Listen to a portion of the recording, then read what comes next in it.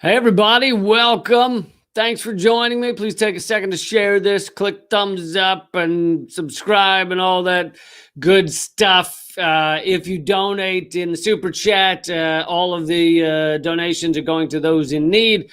But I want to get to an amazing story. Although, here's the thing: is I don't actually know whether this already went viral months ago. The actual interview, the BBC interview in which this happened, where this reporter just gets fucking owned, and it's incredible. I don't want to give too much away if you haven't seen it. But the actual interview, you can see the date is like 8 months ago or something. It's like middle of last year. Maybe it's more than 8 months.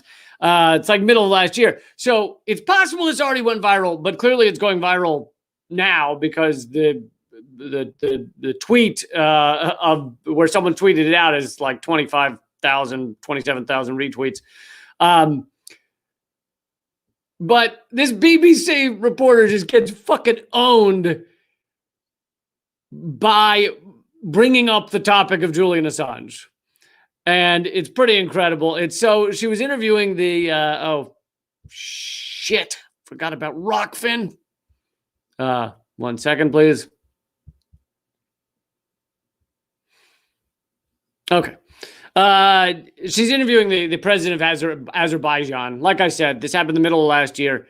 And clearly she has just asked, this is just a Twitter video, so it's only 2 minutes long. I'm going to show it to you. Clearly she's just asked him about freedom of press in Azerbaijan. And I haven't seen the question, but he talks about how it's an accusatory question. You know, she accuses him of not having free press. And his response is fucking epic. And it tells us a lot about the BBC. Oh, shit. Hold on 1 second. Forgot to share the audio. That might be important rather than watching some blurry mustachioed man for no reason. You don't want blurry mustachioed men. You want full-on live audio mustachioed men. There have been no restrictions. And the number of internet users in Azerbaijan is more than 80%.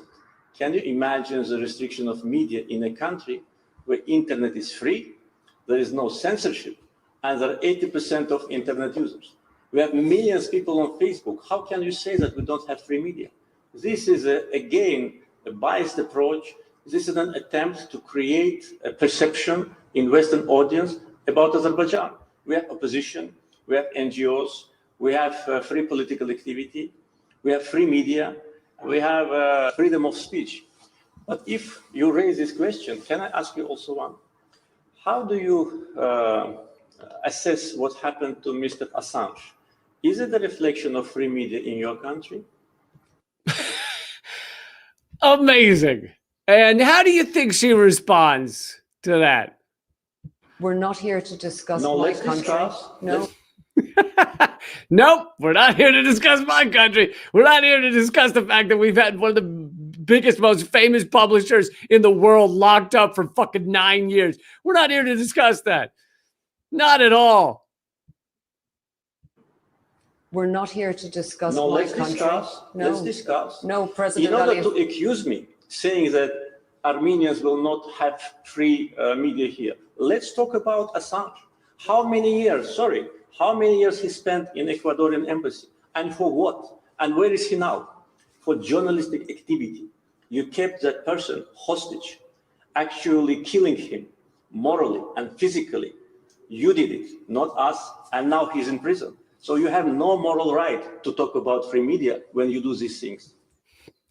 Boom, motherfuckers! God damn it! Did he just destroy her? And the entire BBC establishment and everyone, fuck you. I mean, but this is of course says something much larger. It's not just about Azerbaijan. This is about the fact that no, there clearly is not free media in Britain and the United States if you're going to lock up one of the biggest publishers that's ever been known. Obviously, that's not free media. And let's keep in mind that if it's somehow based on whether he was printing the truth, right? Because we've had this whole fake news thing everyone wants to talk about, right? Is fake news. Well, everything WikiLeaks has ever published has been true. Everything. So, in fact, he's actually a far better, impressively better journalist, publisher than anything the BBC, CNN, NBC, Fox News, fucking CBS, ABC, any of them have done. CBC. I could name initials for days. I got all kinds of fucking initials and they all suck. But he brings it up and she's like, yeah, we're not here to discuss me really or England or, the US or mainstream media outside of just your country, which we'd like to, verbally attack. All right, let's go back. See her response. Let's see how she deals with this. You did it, not us, and now he's in prison. So you have no moral right to talk about free media when you do these things. Returning to the conflict. Better return to the conflict, because this is not what you like. You like only to accuse, only to attack. But look at the mirror. Look, I tell many times before coming and lecturing us, and in your question, accusing me, it's not a question, it's accusation. You talk like a prosecutor. Why? If you're so democratic and so objective, why you keep Assange in prison? For what? I mean, this is a fucking great point here, which is, there are obviously countries around the world that do not have free media and should be attacked for it. But the problem is that you can't be from, the United States and Britain and run around pointing at other countries and going, China doesn't have a free media. Fucking Russia doesn't have a free media. It's like, you have fucking imprisoned one of the best known journalists in the world. And, there's other things that have been done to journalists. Obviously, they tried to lock up Ellsberg for years. Mumia Abu Jamal was a radio host before they framed him for shooting a cop and have had him in prison for years. Who knows what the fuck happened to Michael Hastings. There's a lot that's gone on against journalists in the United States now, and the Britain. Luckily, most of the time they don't need to silence those on the media in the U.S. and Britain. They just give them giant paychecks and say, here's how it works, right? Here's the topics you can cover. You don't touch Assange. You don't touch Israel. You don't touch, pretty much anything. You can do a little thing on big oil here or there, but for the most part, leave them alone. So you don't get to the higher echelons of our mainstream media entities without, and by that I mean fucking interviewing presidents and shit, on camera at all. You don't get to that point unless you have proven you are going to play the game. You are going to fit within the corporate talking points. You are going to stay cool and not ask these questions. And what do they do to journalists who do ask those questions, who, even if they've already had successful shows and been willing to stay within the constraints for a while, but then one day, it starts to get to them and they think their position's safe and they start asking more questions and they start saying, oh, I don't know, I'm against the war in Iraq. Well, you see what happens to them. It doesn't matter if they have the number one show on MSNBC like Phil Donahue did. He's fucking gone. Get rid of him. He doesn't support the war in Iraq.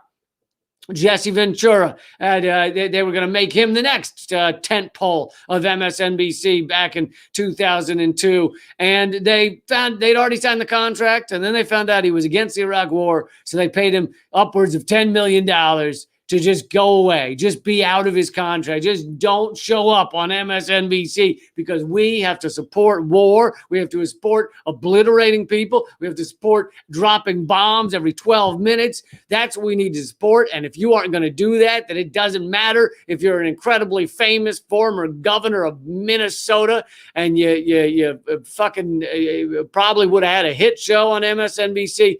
Still, we'll pay you $10 million just to go away so we don't have to have anyone on our airwaves that might not support the war in Iraq. Anyway, that's just a couple of examples. Obviously, there's a million more. Chris Hedges basically forced out at the New York Times. Melissa Harris Perry. There's a long list of journalists journalists or talking heads on news channels who have been forced out because they question these things. So in general, if you're seeing someone with a stable career, I mean, even Ed Schultz was forced out at MSNBC just because he was supporting Bernie Sanders. He was supporting a candidate in the Democratic Party, and that was too much for them. So, you know, that shows how it works. Rob actually also just said Ed Schultz as well.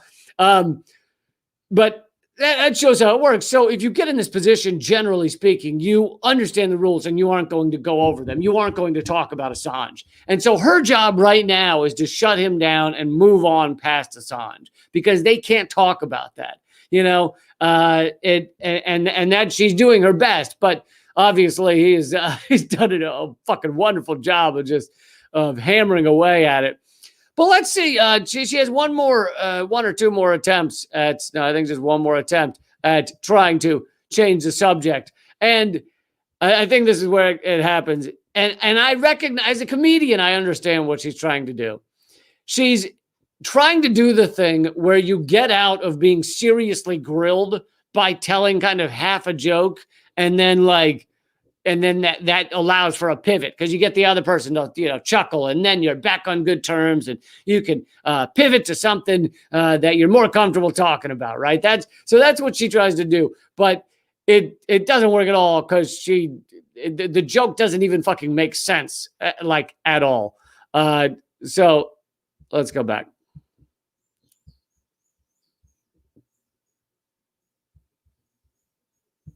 You talk like a prosecutor. Why? If you're so democratic and so objective, why you keep Assange in prison? For what? You keep him in prison because of his journalistic activity. I'm not keeping him in prison, President Aliyev. You don't like this. What the fuck did that even mean? He said Assange is in prison, and she said, I'm not keeping you in prison, President. What the fuck are you even talking about? What does that fucking even mean? She knew he wasn't talking about him in prison. He was talking about Assange in prison. Like, what the fuck? But she said it because she thought maybe you would get a chuckle and then we can get away from this topic because I can't fucking handle this. I can't handle being asked about the actual journalist that has been locked up for basically 9 years, 7 years in the Ecuadorian embassy, and then 2 in Belmarsh prison, one of the harshest prisons in Britain. I can't address that, so I'll try and be funny. But she failed wildly because that joke, if you call it that, didn't make any sense. President Aliyev. You don't like this. For what? You keep him in prison because of his journalistic activity. I'm not keeping him in prison, President Aliyev. You don't like this. It's not a question of don't like. You are not used to this. It's not the subject of our interview. To attack. It's not the subject of our interview. And with respect, President Aliyev. It is not the subject of interview, but you raise it. You raised it. No, you raised it. You raised the case of Assange. You said Armenians, if you don't have a free media, you can't see. So then she tries another tactic because the little joke didn't work. Didn't get him off of the topic she can't handle. So her next topic is to get dead serious. She then goes, with respect, President. And that's like a talking down, like with respect. Just chill out, okay? With respect. So with respect, President, this isn't the topic of the interview. And it's like, well, and so he says, you raised it. And she goes, and she knows what he means. But she tries again to play dumb, to act like she doesn't know what he means. She goes, I didn't raise the topic of Assange. First of all, you're damn right you didn't, because you wouldn't fucking want to talk about Assange ever. Pigs would have to fly before you wanted to talk about Assange.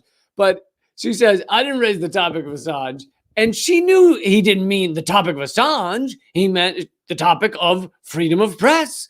But she can't address that. She's trying to get fucking out of this. She's trying to move on. She's trying not to speak to him about this. So she tries to act like that's the topic. Oh, you've gone off topic. Really? I've gone off topic by pointing out you have no fucking moral authority on this subject?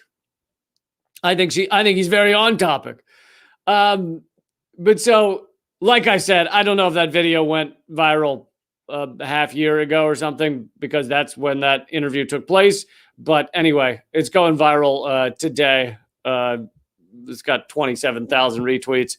So I don't give a shit if it's a half year old. People need to see that. People need to realize that the BBC and Britain in general, because the BBC is basically an arm of the British government, and they need to understand that that Britain can't and won't and doesn't want to talk about Julian Assange, just like America, American media doesn't either. I mean, American media could go the whole year without mentioning Assange, except sometimes they'll mention that he, like he was, that when the verdict came down that he wasn't being extradited, they maybe did a little report on it. But they basically go the entire year with never mentioning Assange, which is all the more hilarious because we're in a time like during the Trump presidency, and they're still talking about it. So we're still in this time where the mainstream media, CNN, NBC, ABC, CBS, fucking Fox News, all of them love to say that this is a dangerous time to speak the truth. This is a dangerous time to be the press, to be the media. This is a dangerous time to tell people what's happening in our world. This is such a dangerous time to come out on cameras and reveal the truth. But it's fucking not dangerous for them. And furthermore, they won't talk about the number one person this time has been dangerous for, Julian Assange, who was locked up during Obama's administration, then throughout Trump's administration, and now we're going into Biden administration, and Biden is continuing the appeal process in order to continue to imprison Julian Assange. And they can't talk about the main person that has been persecuted, the main journalist that's been persecuted during this time, and yet they want to run around saying, oh, it's such a dangerous time for us to be CNN, such a dangerous time for us to be MSNBC and bring you this news that we made up. Such a dangerous time for us to bring you Russiagate that we made up 45 minutes ago and then had a graphics artist mock up some pictures so we could pretend that it's real. I mean, the dangerous time shit is so fucking infuriating. It's like, you fucking assholes, you made it a dangerous time for real journalists or people speaking the real truth, speaking the actual truth. These journalistic outlets support Facebook crushing most independent media. They support YouTube crushing independent media. I don't need to mention it all again, but so many videos have been taken down and demonetized, and whole channels have been deleted, and it just keeps getting worse. I retweeted yesterday Status Coup, which is run by Jordan Sheridan. They had another video taken down, just deleted just the other day. And it was a video about police brutality and it showed interviews with like Congress people talking about police brutality. I mean, this is not even outside of what's fucking like fairly standard. I mean, but YouTube is aggressively trying to crush anything that is outside of the empire's allowable talking points, the empire's allowable borders of thought. Here are your thoughts. Keep them within this area, and then maybe we'll let you have a YouTube video. I mean, even I am coming up. I'm running out of ways to title my shit so that it kind of gives you guys an idea of what I'll be talking about, but I can't actually use the real like terms. Like, so this one I figured I can't say, because if you put Assange in a title, then they're not going to show it to anyone anymore. So you can't say Assange. So I said, whatever. Sorry, something in my mouth. That's always hot right in the middle of a live stream. I got something in my mouth. Excuse me. It might be my chewing tobacco. I don't actually chew tobacco, but that'd be a good excuse. Just turn and spit. But anyway, that great video of BBC just getting fucking destroyed because they can't answer those questions. I mean, it's so easy to destroy them if you're in one of those interviews, but of course, most of the time they're not. Most of the time, they're not in an interview like that. So they don't have someone who's actually adversarial at all, right? And if they do, even that is going to be adversarial in a certain kind of, I'm willing to play the game and go along with what's still kind of allowable. Like they'll have debates, but they have to be within these parameters. So, you know, they have like CNN, you see the panels, they'll have fucking Rick Santorum on every time. Oh, look at that. We got a Republican here. Hey, there he is, Republican. But he knows what the limits are. He's not going to bring up Assange. He's not going to bring up fucking our bombs destroying lives across the world every second. He's not going to bring up that shit. So he debates with them inside the allowable area. All right, I wanted to get to one more topic here. Maybe I'll even answer some questions if you have questions or topics there.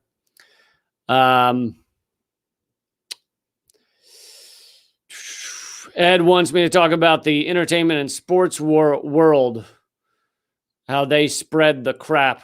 I'm not sure what you mean, Ed, in terms of the crap, unless you mean just standard propaganda. But yeah, that's a bit of a large topic to tackle right now. The sports world obviously, supports militarism. They are kind of one of the best known outlets for supporting our endless wars. Fucking jets fly overhead the stadium. But in general, what sports are used for. And I'm not saying I never watch sports. I do occasionally. So I'm not like. Here's the thing. You can have vices. You can have things you watch that are not all growing your mind. I understand that. We're all human. But the main thing sports are used for is just they're kind of an opiate for the masses, right? Go channel your anger into a sports team. Don't channel it at like the way society's set up. So, I can understand that and still, watch a baseball game or whatever.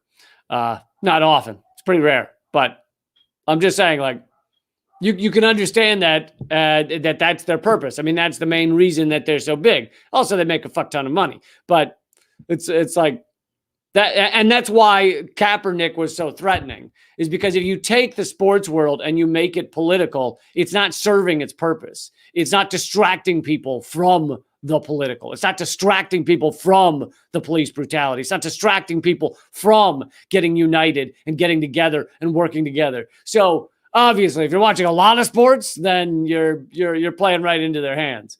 If you're fucking sports all day, all the time. But anyway, Rob is saying they've outlawed Black Lives Matter clothing at games in Japan. I did not know that, if that's true.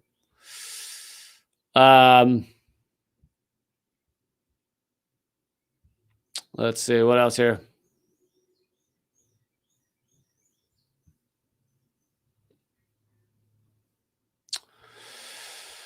What else? Well, all right. Let me know if you have questions. I got another topic I'm going to get to anyway. This is, so you might have remembered a while back when they gutted net neutrality. Do you remember that? Do you remember that? Was a couple of years ago. Remember that? They were like, net neutrality can go fuck itself. You remember that? It was a little story about it. Little story. Hey, everybody, we're going to destroy net neutrality. All right, just check it. Okay, see you later.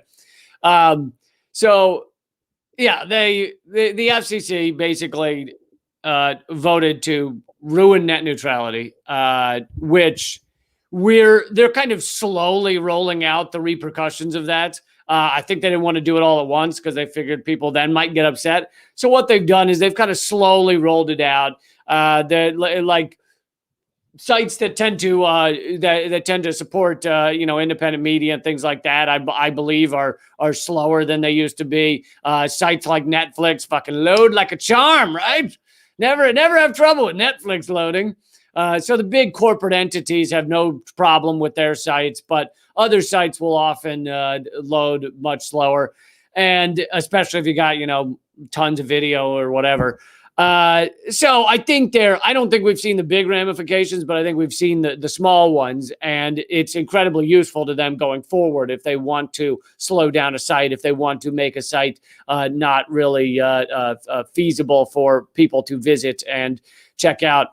But anyway, so a few years ago, they crushed net neutrality. Now, the FCC has a mandatory open comment session, comment time, where you, the public, can leave your comments about whether you want them to destroy net neutrality or not.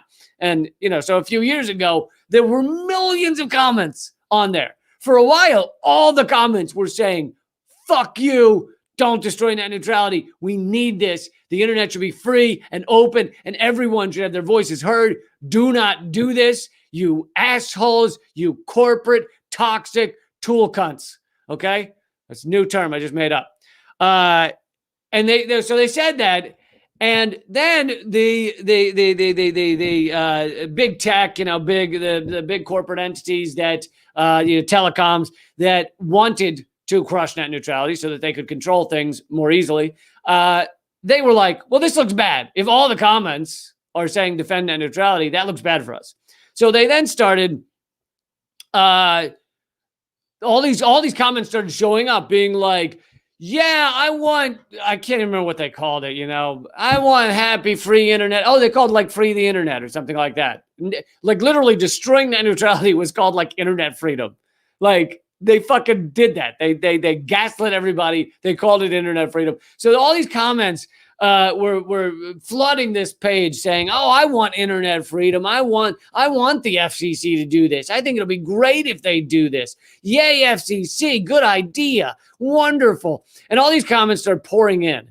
And people were like, who are these people? Even if you're opposed to net neutrality, even if you're a psychopath lobbyist who wants to destroy net neutrality, why would you take the time out of your life?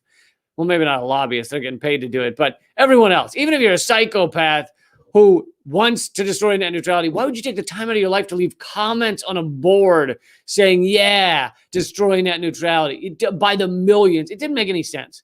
And so I don't know why it took years to get this report. But there's a new report out from the New York Attorney General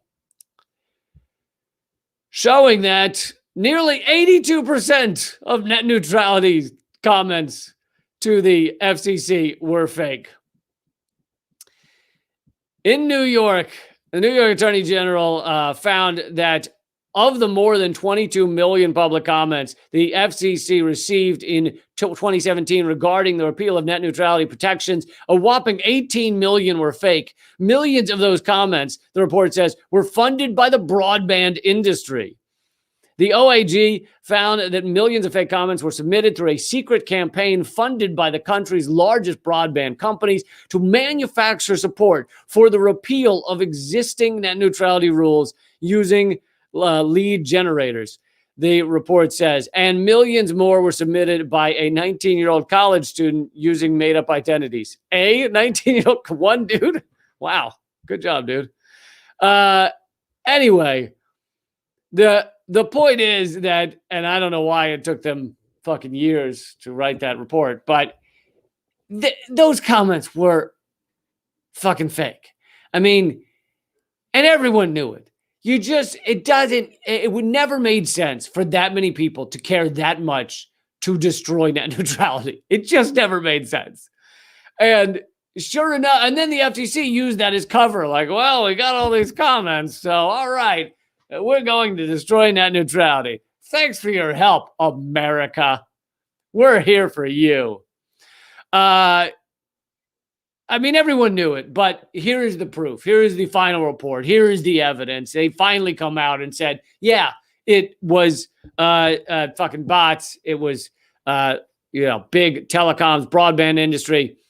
And so now I think what should be done is the FCC should fucking throw out that decision, because now they know that all those bots were fake. Now, granted, they didn't give a fuck what the comment said. The public comment time is really just for them to ignore. But still, I think it's time for them to throw out that decision, bring back net neutrality, and then if they want to, they can try and pass it again. But clearly, this was bullshit. It was bullshit from day one. Anyone who followed it at all knew it was bullshit. And now, 4 years later, we get the fucking report saying, oh yeah, you guys were lied to.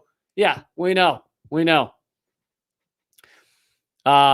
Robert has a good point. He's equating it to the robo-signing of foreclosures, where the big banks don't actually have to prove that they own all of these houses and properties, and they just auto-sign all this shit without even the evidence showing that they own these properties. And then they foreclose people, destroy their lives. And even if the people want to fight it, you have to spend all the time in your life and you hire lawyers and all this shit to fight it. And they know you're not really going to go through that. You probably don't have the money to go through that. Yeah, not a new revelation. People knew it at the time. Agree.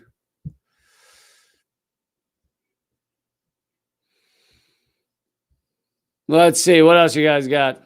Any other questions? I'm going to wrap it up here in a second. By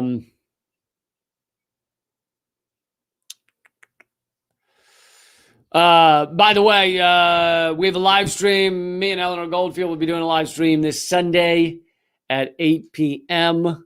So please join us for that. There'll be a new Redacted tonight, tomorrow night as well. And we'll live stream Government Secrets tomorrow afternoon at 6 p.m. as well, 6 p.m. Eastern. So if you want to see that. And the live stream of Government Secrets is only at Graham Elwood's YouTube channel, but the podcast and everything is on all the podcast networks. And then I put up the live stream later on my channels as well. Also check out Eleanor Goldfield's new album just dropped, her new EP. It's called No Solo, and you can get it at artkillingapathy.com. It starts at a $6 recommended donation. So give what you can to pay for the album, but it's incredible and it's political, and I think you're going to love it. So artkillingapathy.com is where that album is. And I'll see you guys soon. Keep fighting.